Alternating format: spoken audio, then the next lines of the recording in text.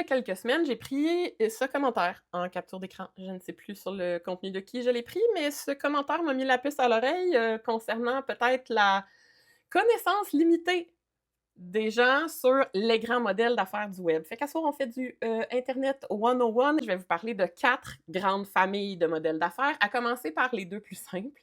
Le premier étant les modèles pardon ou collaboratifs, qui sont des modèles basés sur la générosité de contributeurs, la générosité des utilisateurs, qui rémunèrent des plateformes, qui font des dons, en fait, à des plateformes, juste pour encourager, pour maintenir ce service-là.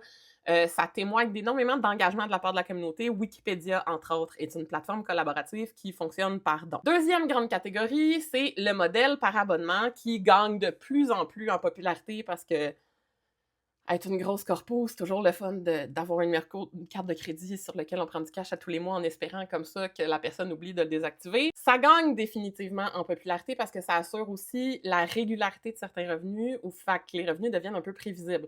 Par abonnement, ce que ça veut dire, c'est qu'un usager va payer pour accéder à du contenu qui est derrière ce paywall-là. Fait qu'en échange d'un paiement récurrent habituellement mensuel, on va avoir accès aux services d'une plateforme. C'est devenu, avec Patreon puis OnlyFans, si on va aller là, par exemple, c'est devenu accessible à des créateurs de contenu. Troisième modèle, c'est sans doute le plus connu, mais peut-être le moins connu en même temps. C'est le modèle publicitaire traditionnel. Et là, je l'ai appelé traditionnel parce que tous les modèles publicitaires du web sont tous calqués sur des modèles d'avant Internet. Fait que Internet n'a pas réinventé la roue des modèles d'affaires. Le modèle d'affaires publicitaire traditionnel se divise en 2 grandes familles. La première famille, c'est l'affichage.